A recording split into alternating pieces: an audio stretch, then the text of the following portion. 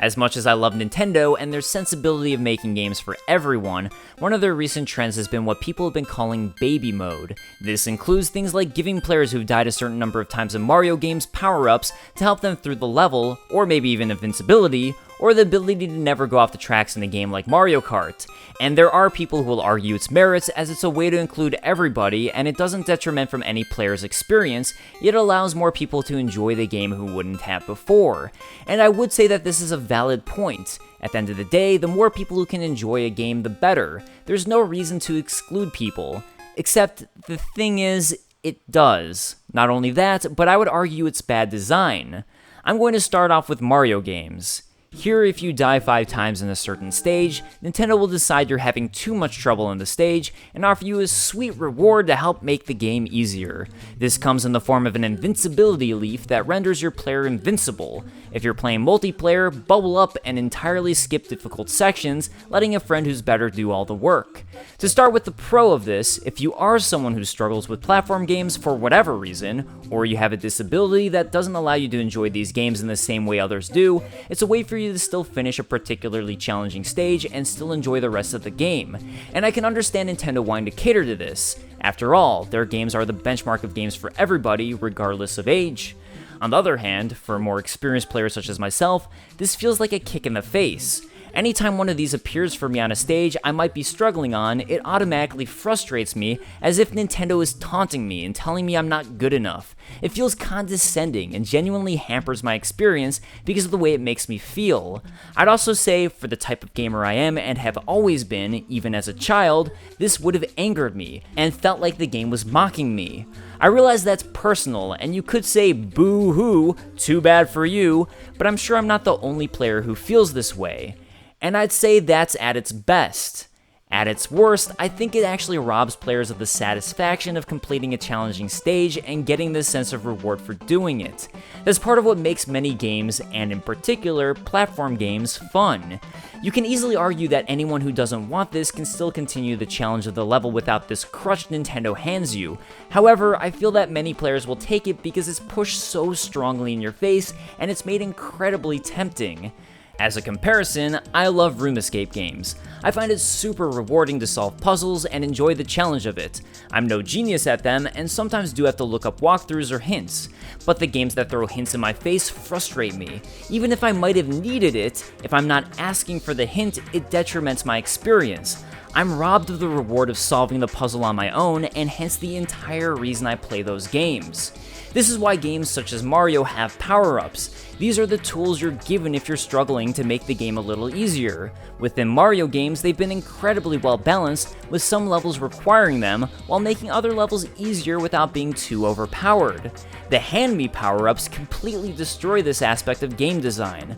The power-ups that are well balanced are no longer the best items you can get. Not only that, but you're disincentivized from collecting them because you'll just get a better item for free anyways if you're struggling too much. I'd even go as far to say that Shovel Knight has become a more endearing character in game than the recent Marios, outside of Odyssey, which hasn't been released as of making this video. I've heard stories of new gamers absolutely loving the game, and part of it was because of how satisfying it was to make it through a level. A level that lacked any sort of freebie pass to get through it, forcing a player into a challenge and rewarding them with a genuine sense of accomplishment for succeeding at that challenge.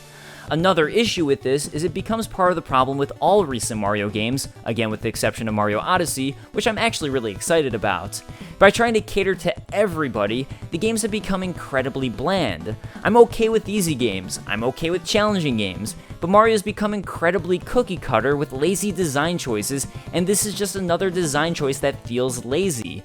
They're well made, but nothing sticks out. I'd honestly recommend Super Mario World, Shovel Knight, or Rayman Legends to new players far before recommending one of the new Mario Bros. Games. I've heard the argument that these modes are great for kids, and maybe it's because I grew up during the NES and SNES era, but it was the challenge of these games that made me like video games as a kid. That was what made them so fun and rewarding to play. And sure, dying sucks, but that's what made the games exciting. I know I don't speak for everybody, but I do speak for some, and I think that's why some people get so passionate about it.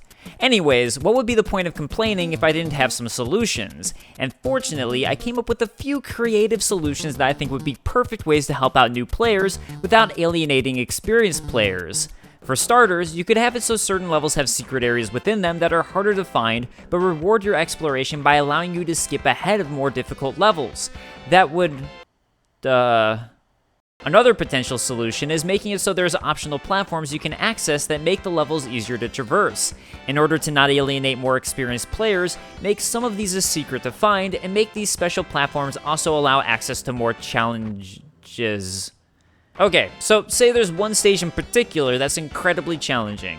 Maybe what you do there is give players a few rare consumables that are one-time use. Using these allow you to skip a particularly challenging stage, but make you stuck after the stage without being able to backtrack without beating it. That way you can still access the stage, but it creates a risk and also doesn't fully reward you for taking the easy way out. I think that could... Maybe you create a non-linear structure where players can play groupings of levels or missions in any order they like, allowing them to skip and come back to harder ones at any point in time. And this is another part of my issue with the invincibility leaf solution. It feels like a thoughtless solution to a problem that already had better thought out solutions.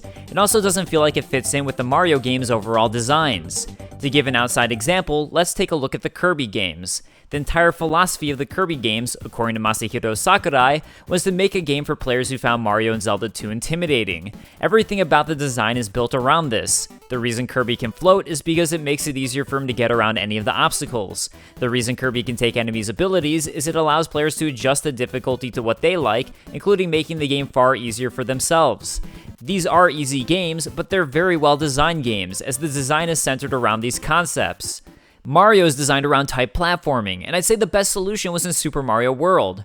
By adding extra safety platforms for characters to get access to, you make the game far easier within a game about jumping on platforms. However, it's something that feels good to do. The act of getting these platforms are something that players earn, however easy it may be to find some of the switches. Regardless of if it makes the game easier, you as the player found the switch, activated it on your own, and are rewarded with an easier experience. On the other hand, by dying repeatedly and getting the ability to play invincible, this isn't a reward. This is Nintendo stepping in and telling you, hey, you're doing so bad, we think you could use a free pass. It's insulting, and just about the least possible creative solution you could possibly take to the problem. If anything, it's a demotivator. Instead of pushing you to get better or improve, Nintendo is telling you that you're not good enough. It's the equivalent to a friend stepping in and trying to take the controller away from you because they can do it better than you. An easy fix to my personal frustration would be to simply allow players to activate this mode at the beginning of the game.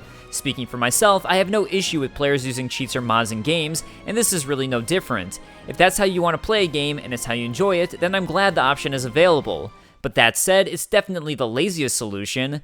Warp pipes give players the incentive to explore. By finding a warp pipe, you can skip a difficult level. By exploring for a warp pipe, you're going to find out more about the game's level design, find more coins, and earn more 1-ups, and therefore be further rewarded. Attainable extra platforms falls completely in line with the design of the games. They're a reward within themselves to find, and allow for more rewards in the place of secret levels or shortcuts by utilizing extra paths. Items for skipping difficult levels, while not inherently within the design of the game, at least have a risk and reward attached to them. You're still incentivized to try the difficult level, but can, if you want, take the risk to skip it and possibly find a level up your alley later. Within a non-linear structure, none of this is an issue. Just tackle any level at your pace, and when you feel comfortable, you can confront the harder challenges if you'd like. Invincibility leaves do none of these. Even with the ability to turn them off, there's no interesting mechanic to them or way they play into the game's design. It really is the laziest possible way to solve the problem of roadblocks for struggling players. I want to make this perfectly clear. If you do enjoy playing with these modes or you don't mind them, I'm not trying to dissuade you. I'm simply trying to explain why some people, including myself, dislike them, and that sometimes by trying to be inclusive, you end up being exclusive. There's nothing wrong with that, it just means some people who haven't enjoyed the games will, and some people who have enjoyed them no longer will, or might not like the games as much as they otherwise would have. Moving on to Mario Kart, with Mario Kart 8 Deluxe on the Switch, Nintendo decided to add a smart steering mode. This mode literally makes it so you cannot drive off the stage, and the game will essentially steer for you. Once again, the pro of this is that the game is now more accessible. And to be honest, this one doesn't bother me nearly as much as Mario, but I do think the way Nintendo's implemented it is the huge problem. For starters, this is the default setting, which is a baffling decision.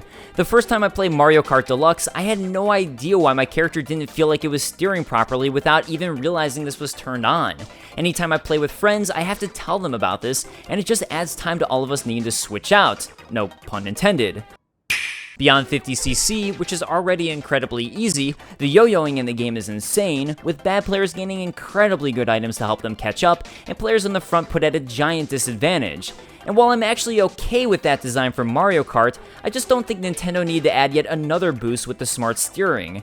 This is a minor issue, and again, I don't have as much of a problem with this as in Mario, just the way it's implemented. Honestly, if it wasn't set as the standard, I don't think it really would have bothered me at all, as it's just an optional mode for someone who might need it. And I do think it's great that players who are handicapped and can't properly play Mario Kart now have a way to experience it. All in all, the reason I wanted to make this video is because of how frequently I see people defending these modes and telling you that it doesn't hamper anyone else's experience. I wanted to present a non-angry counterpoint. At the end of the day, if Nintendo wants to do this in their games, they can and that's fine, but it's not for everyone, and these are the type of modes that will make someone like myself no longer interested in those games.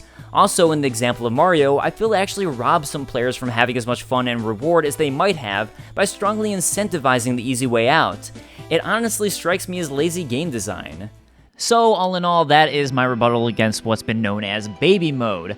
If you agree or disagree, I'd love to hear your thoughts as to why. Honestly, either opinion, I'm just curious. I'd also be curious to hear if you are someone who is handicapped in some sort of way and maybe these modes have helped you and, you know, it make me eat my words and feel like an asshole, but hey, that's fine. And yeah, I'd love to know if you guys enjoyed this video or not. This sort of thing, I know the editing isn't what I usually have in terms of the, I guess, quality or how fine-tuned the editing is, but it kind of, it allows me to make more content. And it's something where I can make a video like this while I'm working on bigger videos, whether it be a Super Show or Who Made or Chronicles of Gaming or whatnot, anything else. This is a video that I could actually put out in between. So I have a lot of other topics I want to talk about, so let me know if you enjoyed this or not. I'd love to hear your thoughts, and I'll see you guys next time, regardless of the video type. See you guys later. Peace.